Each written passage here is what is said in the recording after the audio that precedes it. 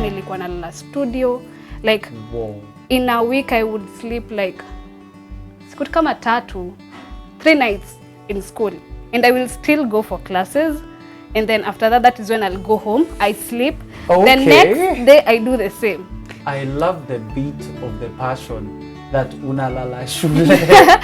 Unajua ukiwa kampo venye ni ngumu. Ni ngumu ulale shule, by the way. Dying and dancing and you are there sleeping in the studio. Na wananipata tu hapo.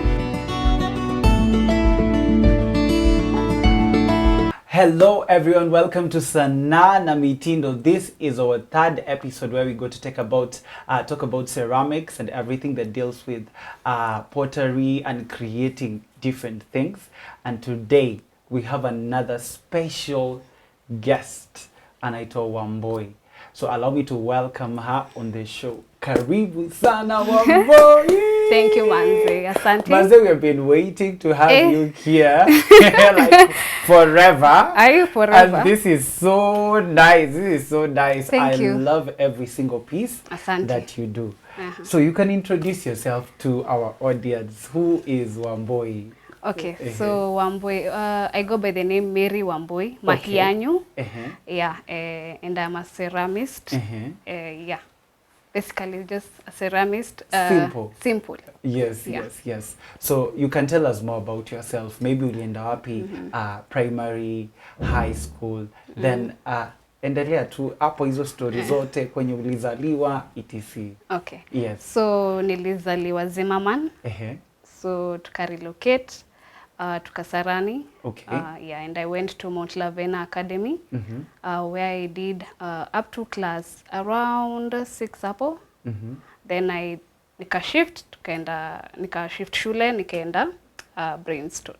Nice. So nice. Yeah, so nika Brainstorm ndio nikama sapo ndio you like now know. Okay. You know what now you want. Uko na idea of what you want to do ama your passion ama nini. But mimi initially nilikuwa najua mimi nataka kuwa businesswoman. Ching money. kama kawa. Yeah, so me by then from kitambo nilikuwa najiambia mimi ni boss lady, mimi ni businesswoman vibaya sana. As early as primary. Ilikuwa class 5 hapo niko nataka nini businesswoman. Class 5. Yeah, class 5 niko tu hapo nasema watu wakisema uko doctor nyinyi ni nyinyi. Mimi niko tu hapo nasema biashara. That is nice. Yeah. So definitely so I think pia unajua kikana. Okay, so I have 3 brothers. Okay. So I'm the only lady. I have 3 of them. So mimi ni second born. Okay. So you can imagine kwa keja kazi yako ni kuwashautia. So you have to be like that bossy and stuff. So I think pia ukikana wase kama hao you learn to be unajua okay hiyo business lady kukuja tu hivyo. Ukikana vijana itakuja tu automatically. Yeah, so I thought I will go in that line of profession. But nikakuja kuingia sasa high school. It was a bit different because kuna venye nilikuwa naanza kusifiwa, your handwriting is so nice, blah blah blah, you know. Mimi niko like na unanichoka naingia box bana. Inafika events naanza kuambiwa ati wewe ndio unaenda kuchora. Kulikuwa na board fulani tukiwa na I was in a Catholic high school. Okay. Apostolic Carmel.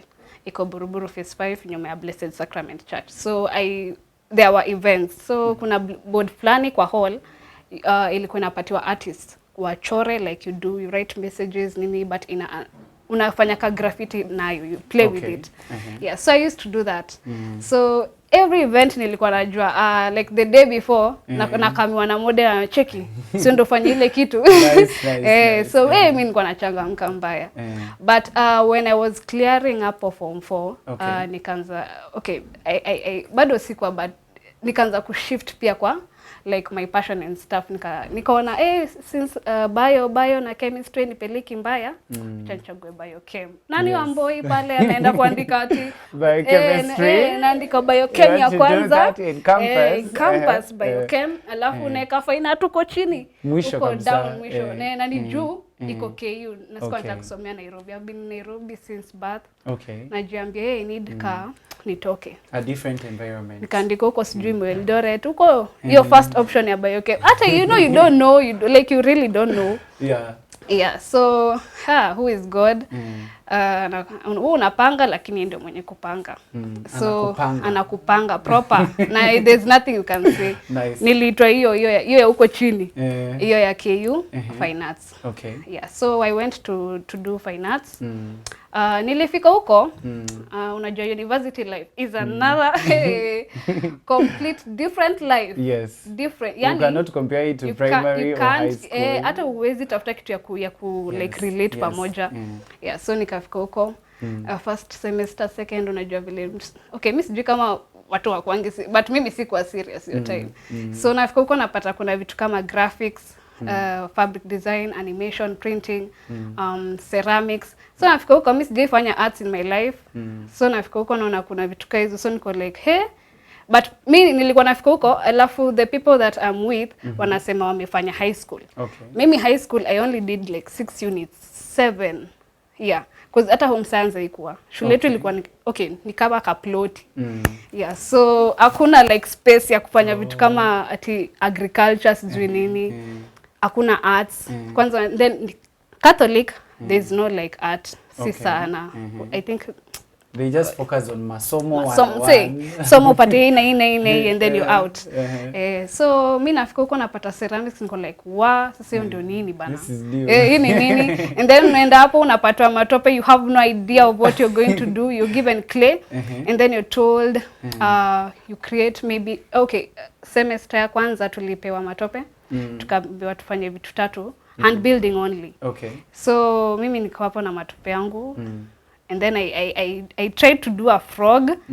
Once Jonah frog inakaa hivyo maisha yangu.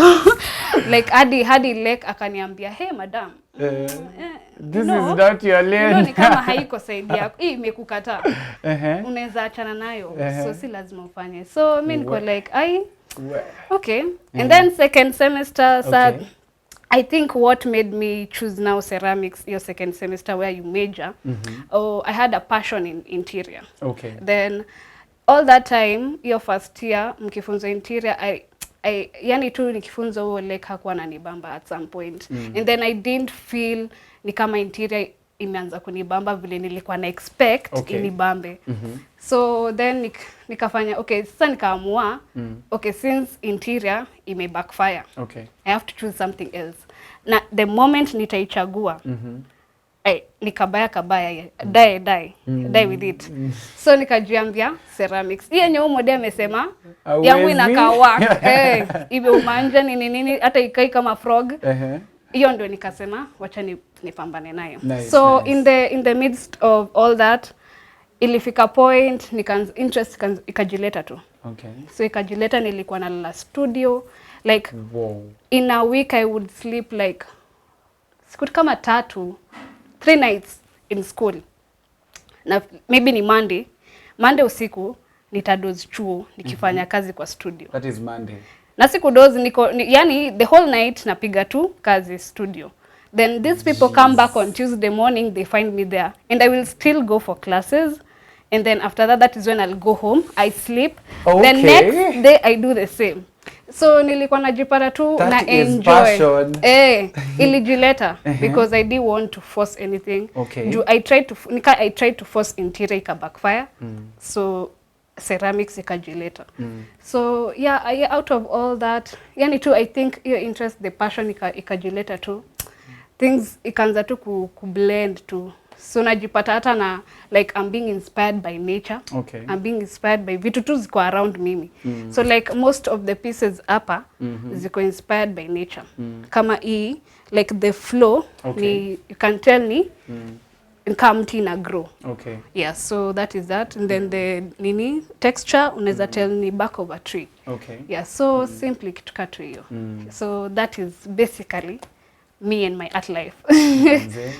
hadi sai. Yeah, but I love the beat of the passion that unalala shule. Unajua ukiwa kampo venye ni ngumu. Ni ngumu ulala shule by the way. Dying and dancing and you are there sleeping in the studio. Na wananipata tu hapo. So what made you really as in feel like this is the thing for you, as much as maybe kuna different forms of arts. Na umeongelea you did other different classes, but what would you say is just the it thing about you and clay that makes you really love whatever you do? Okay, so I found clay. Clay, to handle clay ni rahisi. Okay. You can easily handle clay. So I found, unaona kama like, if I decided to do sculpture, and then sculpture unajua, yeah, it's kind of wide, but unaona vitu kama ku sculpt mawe. Mawe wezi like, see stretch, it's not. I feel like I blended more with clay and its properties, vile ina behave, because pia mimi niliona mimi pale mawe mikono zangu no.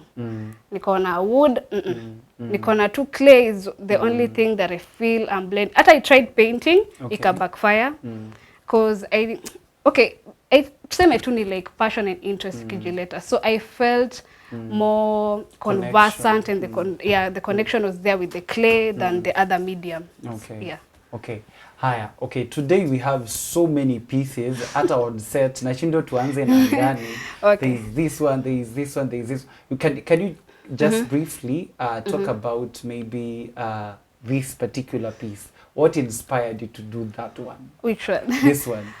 Oh, this one. Yeah. Baba Bakari akona hadi jina bana. Baba Bakari, yeah? Yeah. Mswahili. Mswahili. Okay, so when I was doing this piece, I was thinking of different religion. I was thinking of religion. So I wanted to do a series of it, like I do the Muslim, the Christian, like you can find kuna tu zile vitu distinctive you can tell ni religion. So like huyu unaweza tell ni ka dready-ish, madready. Yes. So this kakofia, you know, this is kind of Muslim-ish. Oh, nice. So you play, you find that distinctive feature yenye a certain religion you tumia kama Waswarege definitely ni locks. Awani so Christians, kama ingekuwa Mkristo, maybe the rosary or something. And you just find something yenye unajua, una relate yenyewe this in a specific religion. Yeah, so like I took a theme of it and now maybe you do a series of, so kama kuna piece unaweza make vitu mob, unaweza make mingi zikwe. So when you're portraying it in an exhibition, hata you don't need to explain it to someone. Anafika hapa ako like, no, I understand hii piece yote in explain nini. Yeah, because at some point pia art inapasa kwa hivyo. You don't have to explain for someone to understand. Unaona tu and then you can tell. Relate, yeah. Okay. The other question. What's the process of making like a single piece, or generally just any piece of art that maybe umeamua kutengeneza? Ukisema unataka kuanza kutengeneza, what do you start from the starting point? Maybe ukiendelea. Okay, so first of all you decide the type of clay. Okay. So there are different types of clay. So like around 5 come up. So how do you decide with that? Okay, so ina depend pia na what is available. Kama like Kenya we have the stoneware, kuna na earthenware. Okay. Yeah, so like mostly where I do source my clay from Nyeri. Yeah, so that is where I get the stoneware. So I source it, then I take it home, and then I kind of una store kwa ka drum, then you add water. Okay, kamaji ina settle overnight, then unacha tu overnight. The next day you come, you mix it up, una mix, and then you sieve it. So the filtrate hiyo yenye imechungwa ndio the clay it is hivyo. So hiyo una mix na additives vitu kama feldspar, kaolin, silica. Una add kuna a certain percentage you have to pia consider. Then after that you put it in a trough. Then hiyo trough lazima ikuwe place iko exposed kwa jua. Ndio hiyo maji evaporate. But see like direct sun pia, but place a bit warm, they evaporate. Then whatever remains, hiyo ndio clay. So you section it into bars, like chocolate bars, and then now you pick up. So actually your process ina take like 2 weeks. Okay. 2 weeks. 2 weeks. Hiyo ni kuprepare tu. Kuprepare clay 2 weeks. 2 weeks. Yeah, so you take the clay, now you harvest it. And then you store it in like a polythene, airtight. Yani isi expose kwa kwa air juu inaweza kauka. So after that maybe 1 week again unaitoa, you wedge it kama unaona vile unakanda nini unga chapati unakanda matope hivyo unaikanda my friend, you can decide to step on it, yani ukanyage.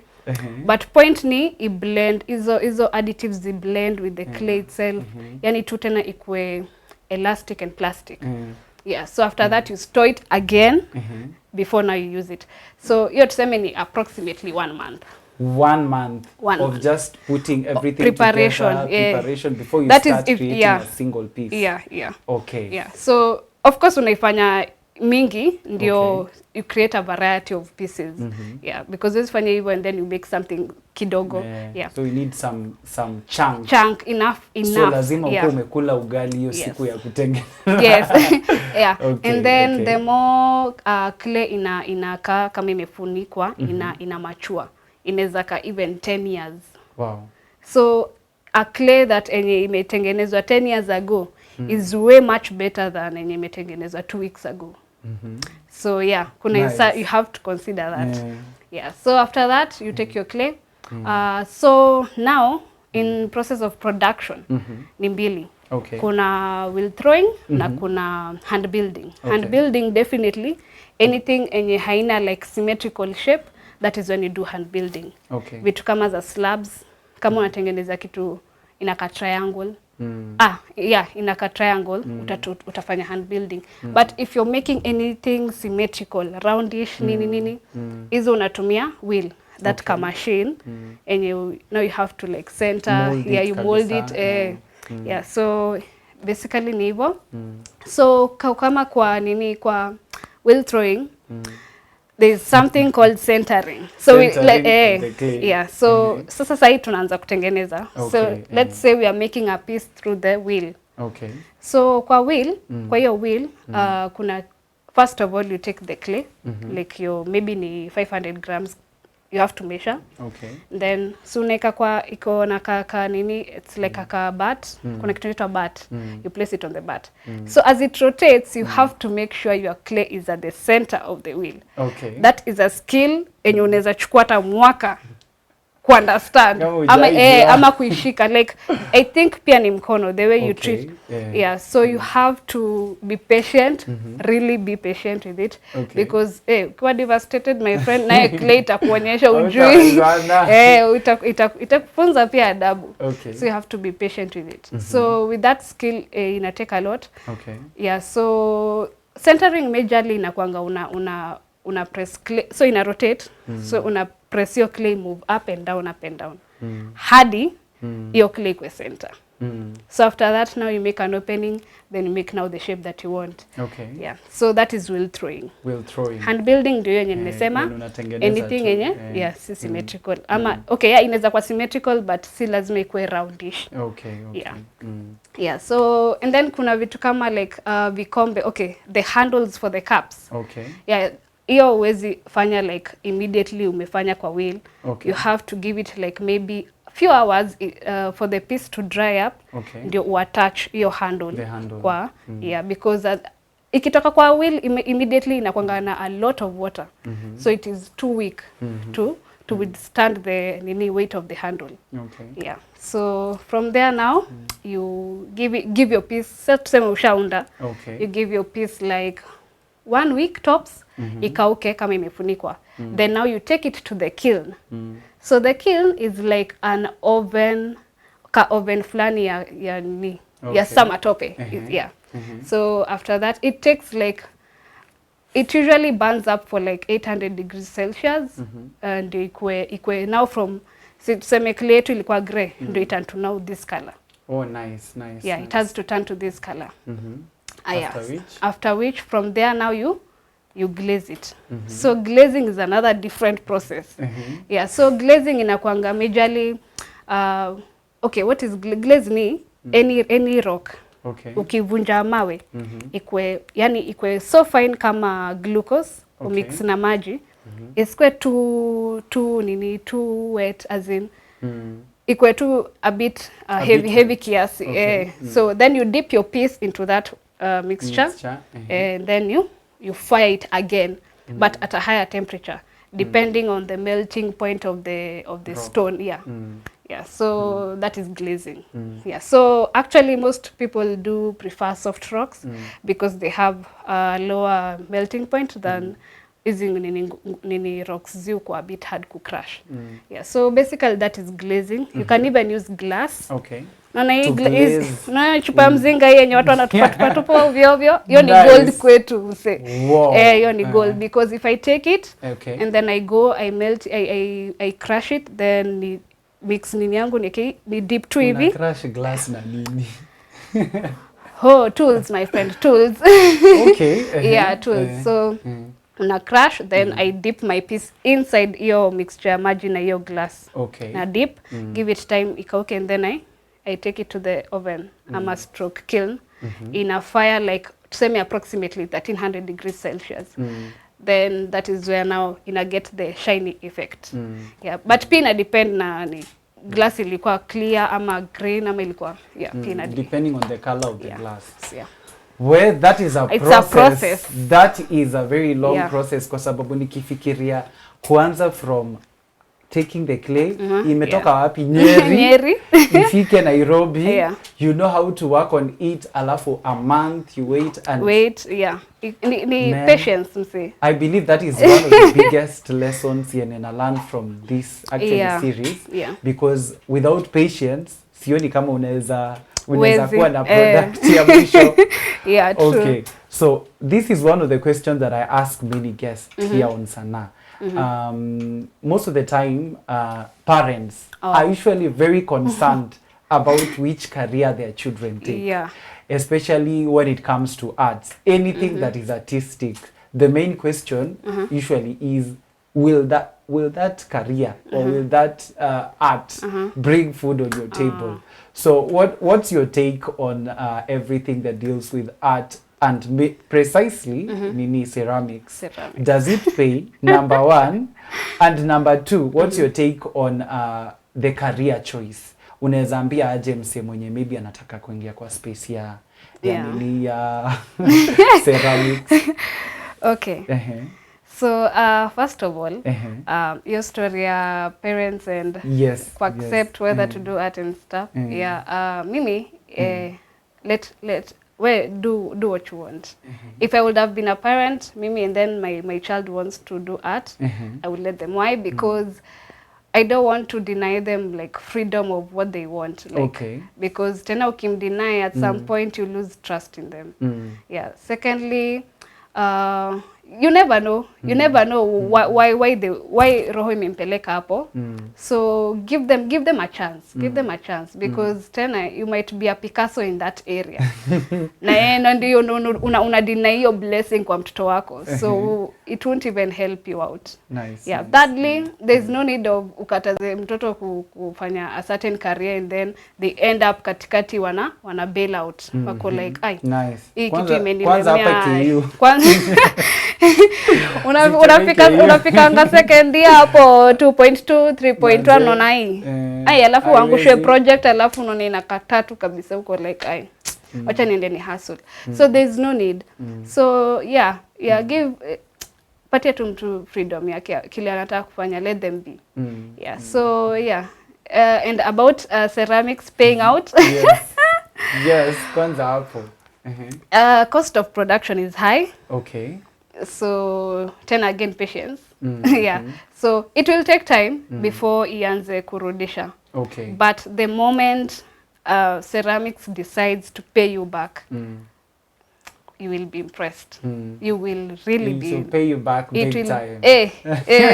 You'll be and you won't even regret a cent. But I usually tell people, if you're doing it out of passion, at your story kulipa vilitalipa manini, you don't even have to consider it. As long as you're doing what you want, you just have to let your work speak for you. So hata story ati whether hiyo tu like unafikiria kama italipa. Mimi personally haikuangi kwa kichwa yangu. Mimi huenda kwa studio, I go, I create. Like if mkono yangu leo nasema nasikia tu kuunda, wacha niende niunde. The rest you leave it to God. But trust me, there's one person that one person will come na atabeba like hey, they don't know. Miss Jenny kama ni mimi nimekuwa nikijionea but yani to faith. Do you have a personal like experience on the story na kusell? Yes, I have had, but actually not directly mimi but directly place nilikuwa attachment. Okay. Yeah. We were in Mombasa last year. Okay. Yeah, so it was an exhibition. So we went, did sasa si mimi pale nimeenda tu kama kawaida to set up iko fine, thank you. Yeah. So then there was a client who came and said, what if I carry everything that is here? Whoa. Do you have any other stock to portray kesho? Niko like, hapo inaye unamchocho unamwambia hata kama unajua una kitu ya kuweka. Ulikuwa na kila kitu. That was the whole stock we had. Okay. But umekuja come to sell out. So why should you go back with everything? Akabaya. So like I'm telling you, so what I'm trying to say, okay, if people love your work and you don't need like a lot of people to love your work, that only one person. Wewe tu moja. It will take you far. Wow. And you don't even know who it is, apparently. So that is the exciting thing. Hujui ni nani. So you just wake up, believe in yourself, maintain your dreams. That's it. Simple life. Okay, nice. What's your take on mentorship? Precisely the bit of mentoring other people, because mini kicheki kila kitu na cheki around me and the many other pieces you have done, I see a guru in this field of ceramics. Okay, I have heard other people, I have seen other works, but I would say you really stand out. So what's your take on mentorship and mentoring other people? Is that something you're considering to do? Definitely. Yeah, because this is our generation. We have to consider the coming one. Okay. So in as much as there's no need of us to kind of information while inaweza saidia wenye wako nyuma yetu. So I personally, if I would have had the chance to mentor, I would take it, like because we are in this world to share what we have. So just share your information, mentor anyone. You don't know, hata yeye pia anaweza kwa hiyo Picasso na kushinde. Manze student anakuwa better than the teacher, and that is what we want. We want it to be that way. Because one way or another, hata ukikana hiyo information haitakusaidia. But the moment you help people out, yani to you helping it out ama sharing it out, that is satisfaction ya roho tu. Yani it is everything. So mimi personally, if I would have been given a chance to mentor, yes. Hata siwezi waste time. Nice. Nice. Yeah. On your journey of ceramics and all that, unajiona wapi maybe in a few years to come? What's your plan on as far as ceramics is concerned? Okay. Personally, yes. Having a company, that is one thing. Okay. And I would love to consider both the commercial side and the artistic side. Okay. Because commercial is kama vikombe, sahani, jugs, kettles, yes. A full product now versus such. Okay. And then now on the artistic side, ni vitu kama hizi. Okay. So you just be creative when you have the clay. So I would, so I feel like mostly ceramics, they do more of commercial and then they leave the artistic part side. Yeah. And that is where I feel kuna yani there's life there. Like there's life, there's motivation hapo. Yeah, so I would have a company that considers both of them. Yeah, so in the next few years, yeah. Nice. The last question.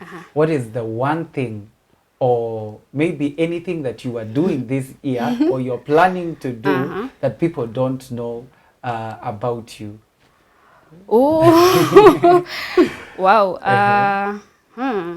Okay. Maybe, of late, I have been doing baking. Okay. Yeah, so I even have a page. But before I was doing baking, so like maybe expound on baking, because one way or another, they both correlate to each other. Okay. Because that like designing a cake, it's the same technique pia in ceramics. Ni kama tu kona hiyo clay, now you're molding. Okay. You can imagine you as a client ukuje kwangu and then you tell me I want a cake. Okay. Yenye ni like uso yangu. and then there's me who's a ceramist. Sasa. I am doing both of it. So it's a plus one thing. Nice. Yeah, so this is so nice. Yeah, so I would feel like I want to expound on both of them. Yeah, and then I think that is the major thing kwanza. Yeah, and then sourcing, unajua hii kitu ni cost of production nimesema ni high. Yes. So it might sound work, but I've been trying to do trading. And it has been working so far. Okay. Yeah, it's really doing good. Yeah, so that is what is sourcing this one. Nice. In a fund ceramic. Yeah, so that is what I can say it's out. Pia photography. Yeah. I think I love anything and unaona shades za white to brown. Hizo shades ziko katikati. That is it blends also with the clay. So anything ya photography iko na such aspect is a key. Yeah. Manze, you are really like multi-talented. Photography, baking, ceramics. Jack of all trades. This is, and you're doing trading for forex. Sama zinakuwa nini? Forex and all that. Yeah. This is so nice. We have had an amazing time. I have enjoyed this show. Hii time inaendanga haraka sana. Waongeze. Watuongeze tukue na 3 hours. But it was very nice having you. We are hoping to visit your shop in the near future. You're welcome. At least tuone kazi zako venye unafanya hapo kwenye duka yako. Yeah. Alafu maybe for anyone who would want any of your products, you can just check ile camera yako uambie maybe your social media handles and maybe where they can be able to find you kama wanataka any of your pieces. Okay. Yes, so for my Instagram page, you can find me at Ceramics by Booye. For my cakes, you can find me at Mahianyu Cakes. And for my forex, if you feel like you want to know what happens in this world, so your account to inajita Booye, Boeey. So you can find me there. Yeah, come we talk. Thank you so much, Booye, for coming through. Na tumeshukuru sana. I'm humbled. Yes. So that was all from us. This is Sanaa na Mitindo. You can catch us every Wednesday. To may change date.